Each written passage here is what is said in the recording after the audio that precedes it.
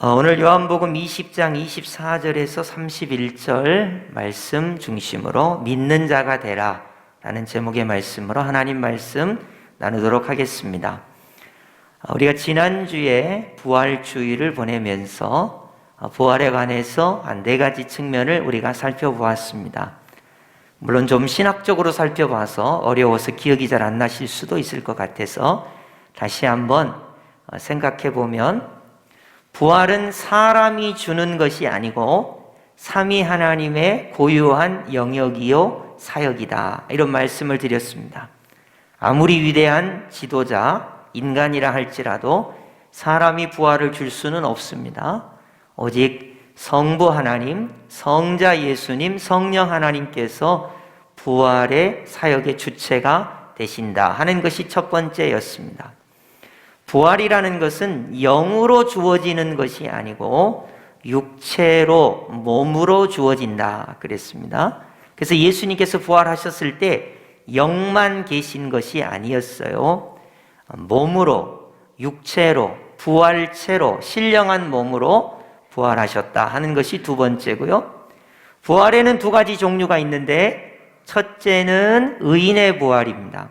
두 번째는 악인의 부활이죠. 그래서 부활은 예수님을 믿는 의인이나 예수님을 믿지 않는 악인이나 모두 다 부활에 동참하게 된다, 이런 말씀을 드렸습니다. 4번째로는 의인의 부활은 그 자체로 축복이요 구원이지만 악인의 부활은 그 자체로 심판이다 라는 말씀을 우리가 드렸습니다. 그래서 이 예수 그리스도의 부활을 통하여 부활의 첫 열매가 되셔서 우리에게 부활을 주시는 예수 그리스도다 하는 내용을 우리가 지난주에 살펴보았습니다. 오늘 한 주 더 부활에 관해서 우리가 더 생각을 해보고자 합니다. 우리 예수님께서 십자가에 죽으셨습니다. 그것이 금요일 오후입니다. 보통 우리가 오전 9시에 십자가에 매달리기 시작하셔서 오후 3시에 운명하셨다고 우리가 그렇게 생각을 합니다. 그리고는 이제 안식일이 급히 다가오기 때문에 금요일 오후, 그러니까 3시부터 한 5시, 한 2시간 사이에 예수님을 급히 장례해야만 했습니다.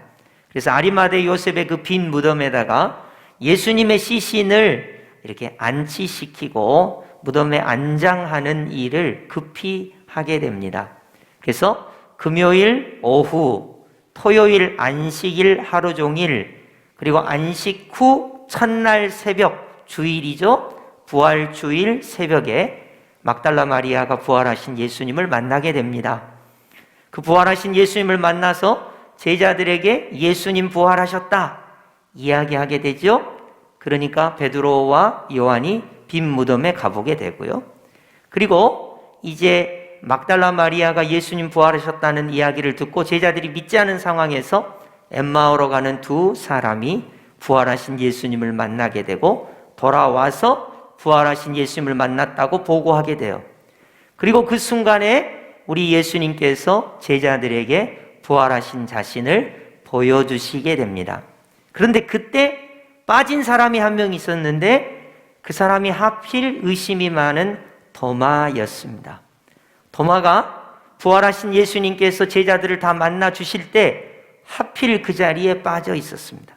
그래서 오늘 본문은 의심 많은 도마가 부활하신 예수님을 어떻게 믿게 되는가 하는 그런 과정을 우리에게 보여주고 있습니다. 자, 그러면 의심 많은 도마가 부활하신 예수님을 어떻게 만나는지 오늘 말씀을 통해서 살펴보도록 하겠습니다. 오늘 본문 24절 우리 다 함께 합독하겠습니다. 시작. 12제자 중에 하나로서 디두모라 불리는 도마는 예수께서 오셨을 때에 함께 있지 아니한지라. 아멘. 말씀을 잘 보시면 디두모라는 뜻은 쌍둥이라는 뜻입니다. 그리고 이중성이라는 뜻을 가지고 있습니다. 그래서 이 디두모라고 불리는 도마가 예수님께서 부활하셔서 제자들에게 자신을 보여주실 때 하필 그 자리에 없었어요. 왜 없었는지는 알 수가 없습니다. 근데 이 문제는 여기에 있어요. 부활하신 예수님께서 다 보여주셨는데 도마한테만 나타나지 않았다는 거죠. 그렇지 않아도 도마는 의심이 많은 사람이에요. 근데 부활하신 예수님을 다 만났는데 자기만 만나지 못했어요. 그래서 의심을 하게 됩니다. 부활하신 예수님을 믿지 못하게 되는 거예요. 여러분, 여기서 하나 질문을 드릴게요. 교회에 오면 믿어라 이런 얘기를 많이 하는데요. 무조건 믿어야 할까요? 의심하고 또 차일피일하면서 고민하면서 믿어야 할까요? 무조건 믿어야 할까요? 사람들은 대체적으로 무조건 믿어야 된다는데 아닙니다. 여러분, 무조건 믿으면 안 돼요. 안 믿어지는데 어떻게 무조건 믿겠습니까? 그렇지 않아요. 믿어줘야 믿는 거지 안 믿어지는데 어떻게 무조건 믿습니까? 그래서 여러분 주의해서 들으세요. 회의, 고민, 또 나중에 믿는다고 생각하면서 연구하고 회의하고 고민하는 자세가 어떻게 보면 신앙이 성장하는 데 굉장히 필요합니다. 많은 사람들이 예수님을 그냥 무조건 믿으려고 그래요. 근데 여러분, 예수님을 무조건 믿을 수 없어요. 지금 도마를 보세요. 다른 사람들이 부활하신 예수님을 다 만났어요. 근데 도마는 그 자리에 없었어요. 그래서 도마는 부활하신 예수님을 직접 만져보고자 했어요. 그 예수님의 구멍난 손에 손을 대보고 싶었어요. 그 구멍난 옆구리에, 창에 구멍난 옆구리에 예수님의 그 몸을 만져보고 싶었단 말이에요. 그리고 나서 예수님을 믿고자 했던 거예요. 이것을 합리적 회의라 그럽니다. 사람이 당연히 의심하고 논리적으로 그것이 맞는지 생각해 봐야 되는 거예요. 여러분, 교회에서 막 무조건 믿으라 그러는데요. 그런 것을 맹신이라 그래요. 맹신. 여러분, 오늘 우리가 여러분이 교회에 오셨어요? 무조건 믿으라니까 안 믿어지는데 믿는 척 하는 거지 실제로 믿는 게 아니잖아요. 그렇잖아요. 만약 오늘 여러분이 누구 손 잡고 오셨어요? 근데 목사님이 자꾸 부활을 믿으라고 강요를 하니까 아멘 하긴 하지만 실제로는 안 믿잖아요. 근데 믿는 척 하는 거지. 그렇기 때문에 믿으라고 한다고 해서 믿어지는 것도 아니고 도마처럼 나는 예수님의 못자국난 손을 만져야 믿겠다. 예수님의 그 구멍난 옆구리를 만져야 믿겠다. 이렇게 회의하고 의심하고 예수님을 믿는 것을 조금 뒤로 물리는 것도 괜찮습니다. 왜냐하면 여러분 잘 생각해 보세요. 그 회의하는 과정 가운데, 고민하는 과정 가운데 도마가 이런 생각을 하는 거예요. 예수님, 정말로 부활하셨다면 내게 나타나 주세요. 예수님의 손을 만지게 해주세요. 예수님의 옆구리를 만지게 해주세요. 그리고 나로 믿게 해주세요. 이렇게 기도할 수 있다는 거예요. 여러분, 제가 여러분에게 정중히 요청하겠습니다. 여러분이 예수님이 부활하신 것을 일부러 믿을 필요 없어요. 안 믿어지는데. 어떻게 믿겠습니까? 안 믿어지는 것을? 그럼 이렇게 기도할 수는 있잖아요. 예수님께서 정말로 부활하셔서 살아계신다면 나에게 나타나 주셔서 예수님의 부활하신 그 몸을 만질 수 있도록. 도마도 그랬으니까. 도마가 예수님께 그렇게 말했잖아요. 물론 예수님이 들으시는지 모르고 그렇게 얘기했죠. 나는 부활하신 예수님을 절대로 안 믿을 거야. 단 믿는 경우가 한 가지가 있는데 그것은 부활하신 예수님이 내 눈앞에 나타나면 내가 그 예수님의 구멍난 손도 만져보고 옆구리의 상처도 만져보고 그러고 부활하신 예수님을 믿을 거야. 이렇게 예수님께 말한 거거든요. 그러니까 우리 예수님께서 인격적이신 분이시라 도마가 그렇게 말한 것을 들으시고 실제로 8일이 지난 후에 도마를 만나 주신 거예요. 여러분, 그래서 우리가 신앙적으로 고민하고 안 믿어지는 것을 일부러 믿는 척 할 필요 없습니다. 안 믿어지는 건 안 믿어지는 거예요. 정말입니다. 근데 우리가 대부분 체면이 있기 때문에 믿어지는 척 하는 것 뿐이죠. 그래서 우리는 그럴 때마다 어떻게 기도하셔야 되냐면 예수님을 인격적으로 요청하셔야 돼요. 부활하신 예수님, 나를 좀 만나주세요. 예수님은 사울도 만나주셨잖아요. 예수님을 부인한 베드로도 만나주셨잖아요. 그리고 의심 많은 도마도 만나주셨잖아요. 내가 이런 부분에 있어서 예수님이 안 믿어집니다. 살아계신 예수님이시라면 나를 만나주시고 예수님께서 부활하신 것을 내게 확증시켜 주세요. 이렇게 기도하는 거예요. 그러다 보면 우리 예수님께서 부활하신 것이 믿어지는 때가 있습니다. 그리고 그 부활하신 예수님을 만나게 됩니다. 그리고 믿음이 성장하게 되는 거예요. 그렇기 때문에 합리적 의심과 회의는 신앙에 도움이 됩니다. 맹목적으로 맹신하는 것은 절대 신앙에 도움이 되질 않아요. 그렇기 때문에 우리가 어떤 하나님의 말씀을 읽고 그 말씀이 마음에 부딪혀서 의심이 될 때는 그 말씀을 붙들고 깊이 기도하는 것이 필요해요. 하나님, 이 말씀이 잘 안 믿어져요. 이 말씀이 믿어질 수 있는 은혜를 주세요. 예수님께서 부활하셨다는 것이 믿어지는 은혜를 주세요. 이렇게 기도하면서 신앙생활을 해나가는 거예요. 그것이 올바른 신앙생활이라는 것입니다. 자, 25절 하반절 한번 보시죠. 제가 봉독해 드리겠습니다. 내가 그의 손을 못자국을 보며 내 손가락을 그 못자국에 넣으며 내 손을 그 옆구리에 넣어보지 않고는 믿지 아니하겠노라. 이렇게 도마가 이야기를 하는 것입니다. 이 말은 쉽게 이야기해서 내 눈에 흙이 들어가기 전에는 절대로 안 믿겠다, 그런 말입니다. 여러분, 눈에 흙이 들어가기 전에는 절대로 안 믿겠다. 그러니까 어떻게 해야 믿습니까? 부활하신 예수님을 만나야 믿는 거예요. 그래서 오늘 본문은 부활하신 예수님을 믿지 못하는 인간은 당연한 것입니다. 어떻게 죽음 안에 갇혀 있고 죄 안에 갇혀 있고 우리의 이성과 지각에 갇혀 있는 인간이 죽음 너머에 부활하신 예수님을 쉽게 믿을 수 있겠습니까? 그래서 우리가 할 수 있는 한 가지는 부활하신 예수님을 믿을 수 있는 믿음을 달라고 하나님께 기도하는 것이요, 특별히 부활하신 예수님께서 나를 만나 주셔서 부활의 소망을 가지고 살 수 있는 계기가 내 신앙 안에 생길 수 있도록 기도하고 부활하신 예수님을 인격적으로 요청하는 것이에요. 그것이 믿음의 많은 사람들이 해왔던 신앙의 방식입니다. 여러분, 신앙에도 어떤 조금씩 성장하는 것이 보이거든요. 그래서 주변에 많은 사람들이 신앙생활을 할 때 어떻게 보면 부활이 잘 안 믿어지는 경향이 강합니다. 그것은 당연한 것이에요. 그것은 시간이 필요해요. 성경 말씀을 계속해서 읽으면서, 말씀을 들으면서, 삶을 살아가면서, 기도의 경험을 하면서 하나님께서 부활하신 예수님을 만나게 해주시는 그 시점, 그 믿음의 확신이 시간에 따라서 주어지는 것이죠.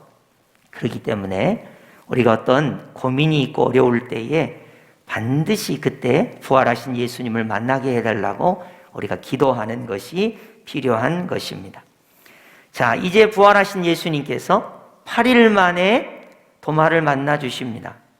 우리 예수님께서 왜 도마를 만나 주셨을까요?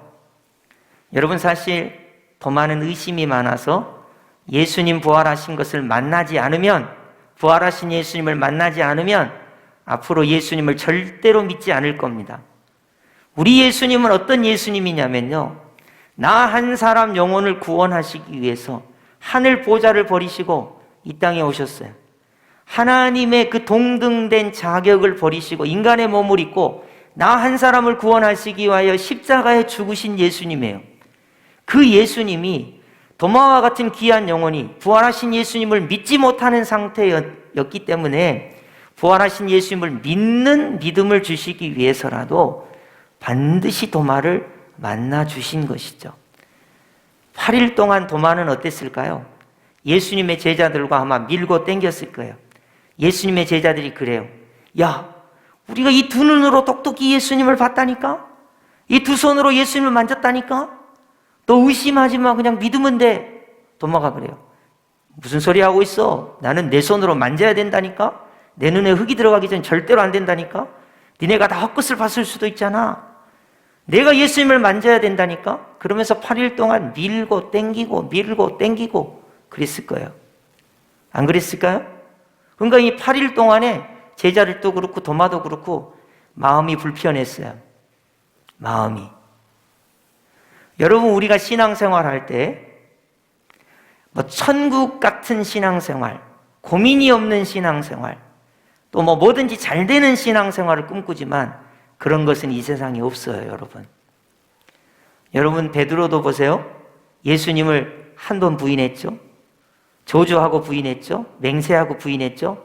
그때서부터 고민이 얼마나 많은지 몰라요. 내가 예수님을 정말로 사랑하나? 내가 진짜 예수님께 용서받을 자격이 있는가? 내가 정말로 예수님께 구원받을 만한 자격이 있는가? 그러면서 고민하고 회의하고 갈등하는 거 아닙니까? 그러다가 부활하신 예수님께서 만나서 내가 나를 사랑하느냐? 내가 나를 사랑하느냐? 내가 나를 사랑하느냐? 3번 물으시고 용서의 확신을 가지고 구원의 확신을 가지고 신앙생활하는 거 아닙니까? 여러분, 다윗도 보세요. 다윗도 내 마음에 합한 자라 하나님께서 칭찬하셨지만 살인죄를 저지른 사람이에요. 간음죄를 저지른 사람이에요. 거짓말로 그 사건을 은폐하려고 했던 사람이에요. 그가 얼마나 고민을 많이 했겠습니까? 그래서 그는 어떻게 보면 자기의 죄가 너무 크기 때문에 고민하면서 회개하면서 하나님께 부르짖은 사람인 거예요. 그래서 신앙에 있어서 고민, 회의, 어떤 방황, 내가 지금 헤매고 다니는 거, 방황하는 거, 그런 기간이 있을 수 있지만 그것은 신앙의 성숙을 위해서 반드시 필요한 것입니다. 반드시 필요한 거예요. 이제 우리 예수님께서 부활하셔서 8일 지난 후에 우리 예수님께서 제자들에게, 특히 도마에게 나타나셨습니다. 자, 도마에게 이런 말씀을 하시네요. 26절 우리 합독하겠습니다. 시작.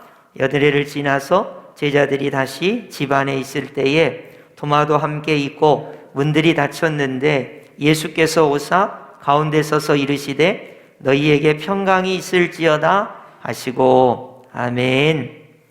여러분, 도마와 제자들에게는 평강이 없었습니다. 예수님이 살아나셨다, 나는 만져봐야 되겠다, 서로 밀고 당겼어요. 제자들의 마음에 평화가 없었습니다.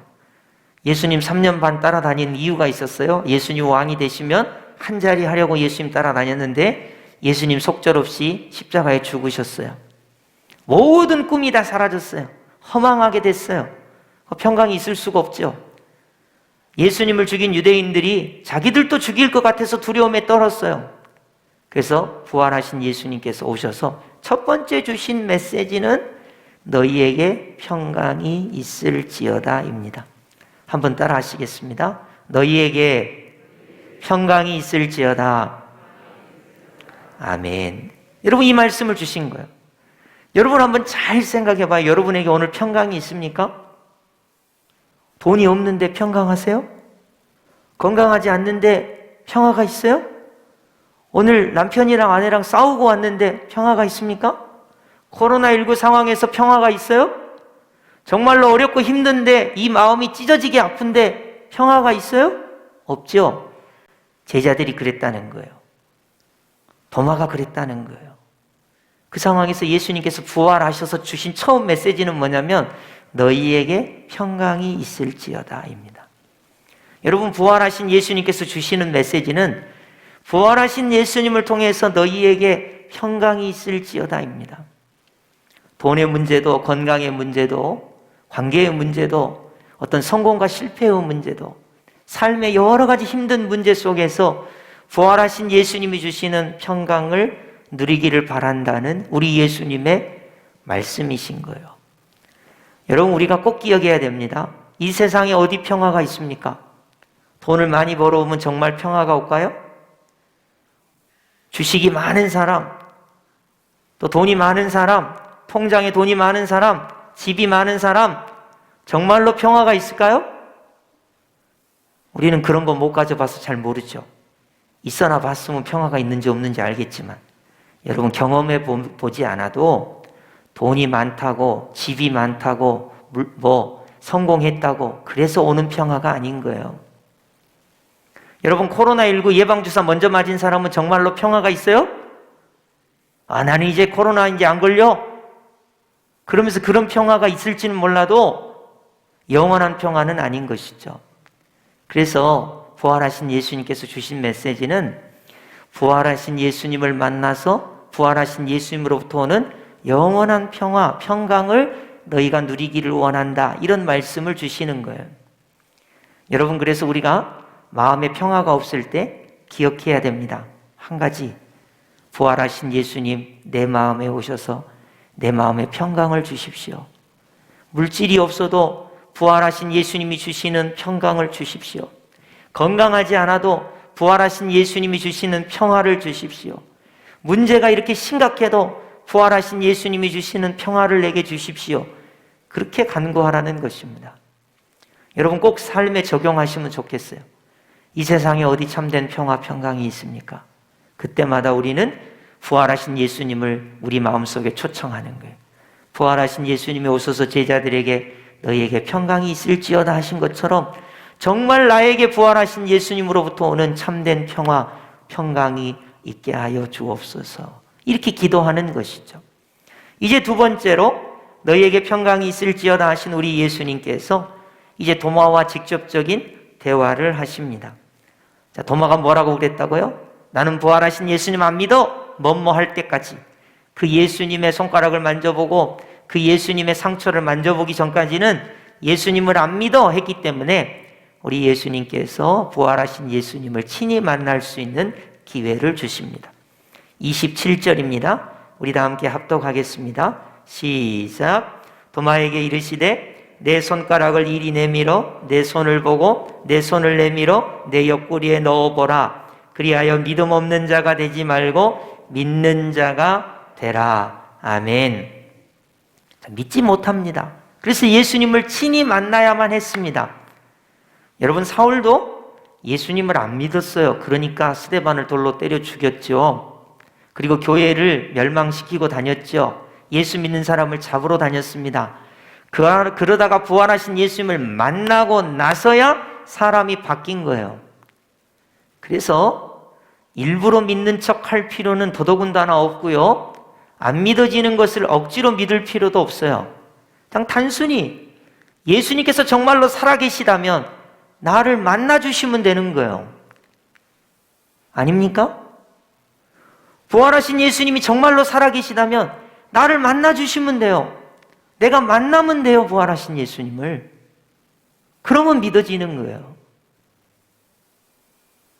그런데 우리가 좀 착각하는 게 하나 있어요. 부활하신 예수님을 만나기를 갈망하고 그분을 만나야 하는데 그것조차를 안 하는 거예요. 교회는 다니는데 성경책을 들고 찬송가를 들고 왔다 갔다는 하는데 부활하신 예수님을 정말로 만나야 되겠다.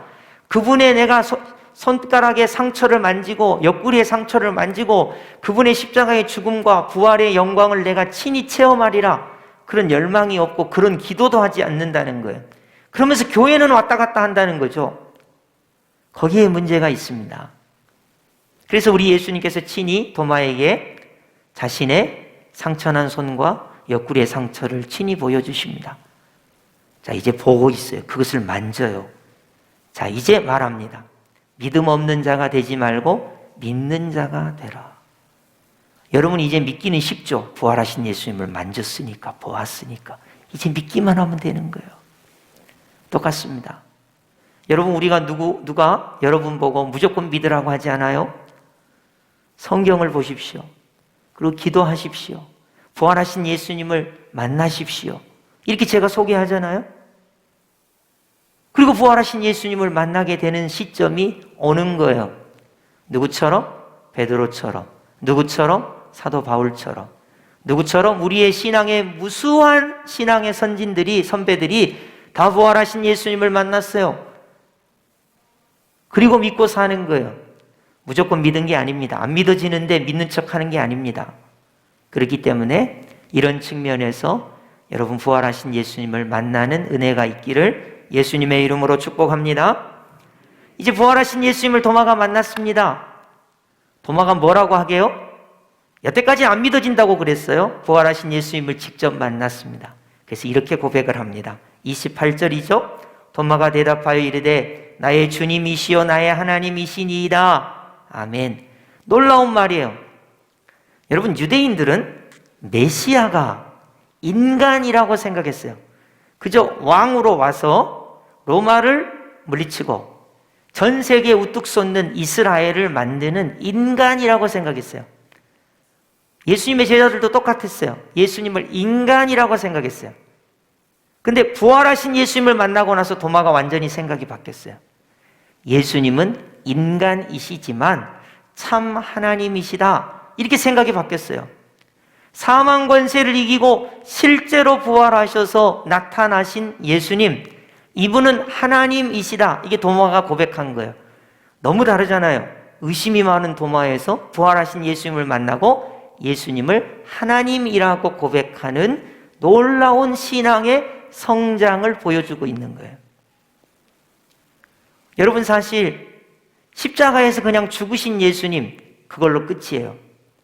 시신이 무덤에 있어요. 썩어요. 흙이 됐어요. 아무런 의미가 없는 거예요. 여러분, 이런 말을 해서 죄송합니다. 예수님 당시에도, 예수님 말고도 십자가에 죽은 정치범은 수두룩했습니다. 로마는 일부러 십자가형을 많이 시키면서 그 식민지 지배하에 있는 사람들에게 두려움을 줬어요. 너희들 내 말 안 들으면 십자가형이야, 그러면서 많은 두려움을 줬습니다. 예수님 말고도 십자가에 죽은 사람은 그 당시에 많았어요. 그런데 부활하신 예수님을 만나고 나니까 드디어 예수님이 참 하나님인 것이 도마가 믿어진 거예요. 여러분, 우리가 감성적으로 십자가에 달리신 예수님 좋아합니다. 그러나 십자가에 달리신 예수님만으로는 부족해요. 부활하신 예수님이 참 하나님으로서 사망 권세를 이기고 부활하시고 우리의 죽을 몸을 부활에 동참하게 하실 것이라고 하는 믿음을 실제로 주는 것입니다. 그래서 예수님을, 부활하신 예수님을 만나면 참 하나님이십니다, 이렇게 고백을 하게 되는 것입니다. 자, 이제 마지막 절로 가볼까요? 31절입니다. 오늘 성경에서 가장 제가 강조하고 싶은 내용이 31절인데요. 그럼 도대체 이 부활을 내게 어떻게 적용을 할 것인가 하는 부분입니다. 31절 우리 합독하겠습니다. 시작. 오직 이것을 기록함은 너희로 예수께서 하나님의 아들 그리스도이심을 믿게 하려 함이요 또 너희로 믿고 그 이름을 힘입어 생명을 얻게 하려 함이니라. 아멘. 거기 맨 밑에 생명에다가 밑줄을 그으시거나 별표를 치십시오. 자, 부활하신 예수님을 만나면 어떤 좋은 유익이 있는가 하는 거예요. 먼저 예화를 한번 들어보겠어요? 자, 제가 이렇게 여행을 갑니다. 이제 길을 걸어가요. 길을 걸어가는데 길이 여러 갈래가 나와요. 도저히 길을 모르겠어요, 초행이라. 옛날 어릴 때 같으면 단순하죠? 손에 침을 탁 뱉어가지고 탁 쳐서 떨어지는 쪽으로 갑니다. 근데 이제 어른이니까 그렇게 할 수는 없어요. 그래서 이제 길을 물어봐야 되겠어요, 길을. 자, 그럼 두 가지 예를 들어볼게요. 여기 살아있는 사람이 여기 있어요. 여기 살아있는 사람. 그리고 여기 죽어있는 사람이 있어요. 죽어있는 사람. 자, 이제 길을 물어보는 거예요, 길을. 여기 살아있는 사람에게 길을 물어보고 싶으신 분 손 들어보세요. 살아있는 사람에게 나는 길을 물어보겠다. 그럼 여기 죽어있는 사람한테 나는 길을 물어보겠다. 손 한번 들어봐요. 아무도 없죠? 왜 그래요? 길을 물어보려면 죽은 사람한테 물어봐야 돼요? 산 사람한테 물어봐야 돼요? 당연히 산 사람한테 물어봐야지. 죽은 사람한테 물어보면 말을 못 하잖아요. 여러분, 제가 다른 종교를 비하하려고 하는 건 아닙니다. 그냥 예화예요, 예화. 자, 내가 생사의 갈림길에 있어요. 죽느냐 사느냐, 천국이냐 지옥이냐 갈림길에 있어요. 자, 길을 물어봅시다. 자, 불교 고타마 시타르타에게 길을 물어봅시다. 돌아가셨어, 무덤이 있어요. 그분에게 물어보면 죽은 분이 길을 가르쳐 줄까요? 마호메트에게 길을 물어봅시다. 회교의 성지에 가면 마호메트의 무덤이 있어요. 마호메트에게 길을 물어보면 죽은 사람이 길을 가르쳐 줄까요? 아, 나는 유교가 좋아. 공자님에게 물어봅시다. 돌아가셔서 무덤이 있어요. 그분에게 영생의 길을 물어볼까요? 제가 무슨 말씀을 드리려고 합니까? 예수님께서 만약 돌아가셔서 그냥 무덤채로 계신다면 예수님께 길을 물어볼 이유가 없죠. 우리 예수님은 살아나셨어요. 부활하셨어요. 영생하세요. 그러니까 그분에게 길을 물어보는 거예요. 내가 어떻게 해야 구원을 받을 수 있겠습니까? 내가 어떻게 해야 부활에 동참할 수 있겠습니까? 내가 어떻게 해야 천국을 경험할 수 있겠습니까? 그분은 살아계시기 때문에 그분에게 길을 물어보는 것입니다. 이제 말씀을 적용해 보겠습니다. 오늘 31절로 다시 가죠. 그 이름을 힘입어 생명을 얻게 하려 함이니라. 여러분, 우리가 인생길을 걸다 보면 어려울 때가 한두 번이 아니에요. 내가 병이 들 때가 있습니다. 얼마나 어렵습니까? 누구도 나를 어떻게 해줄 수 없어요. 대신 아파줄 수 있습니까? 없습니다. 이 고통의 나날, 잠이 오지 않는 이 고통 속에서 누가 나를 구원해 줄 수 있습니까? 이때 물어보는 거예요.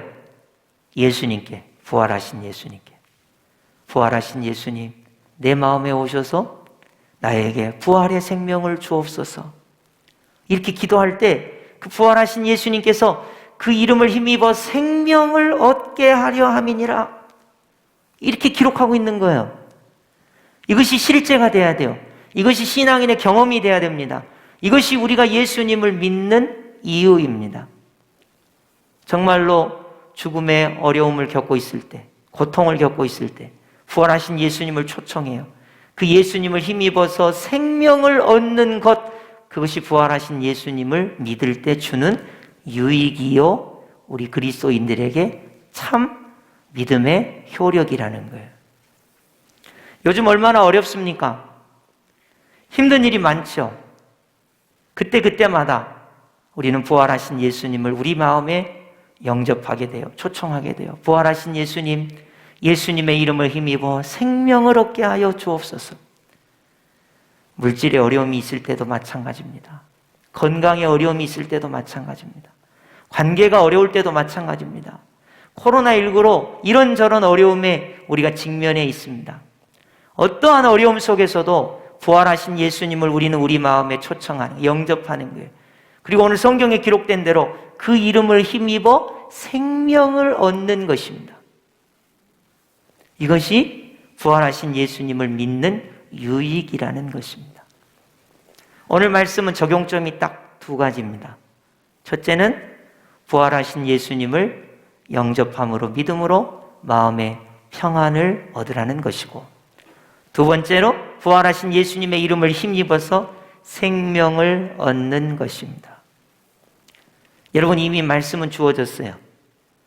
평안하지 않으십니까? 그러면 오늘 말씀을 여러분의 삶에 적용하시기 바랍니다. 여러분, 생명력이 없습니까? 기운이 없습니까? 축 처집니까? 좌절하고 낙담하려고 합니까? 그러면 생명을 얻게 하는 것이 무엇인가? 평안을 얻는 것이 무엇인가? 그것은 부활하신 예수님을 만나는 것이요, 그 부활하신 예수님을 영접하는 것이요, 그 부활을 믿음으로 말미암아 평안을 누리고 그 부활의 예수님을 만남으로 말미암아 생명을 얻는 것이라고 오늘 성경이 말씀하고 있습니다. 여러분, 이것을 적용하는 것은 저와 여러분의 몫입니다. 계속 평안 없이 사시든지, 계속 생명력 없이 사시든지, 아니면 부활하신 예수님을 통하여 참된 평안을 누리시든지, 아니면 그 부활하신 예수님을 통하여 생명을 풍성히 누리는 역사가 있든지 하는 것은 이 말씀을 적용하는 저와 우리 성도님들의 몫입니다. 여러분, 이 말씀을 꼭 기억하시면서 부활하신 예수님께서 의심 많은 도마를 만나셔서 너희에게 평안이 있을지어다. 예수님의 이름을 믿음으로, 부활하신 예수님을 믿음으로 그 이름을 힘입어 생명을 얻게 하려 하심이라는 이 말씀 붙들고 부활의 신앙으로 승리하는 역사가 있기를 예수님의 이름으로 축복합니다. 아멘.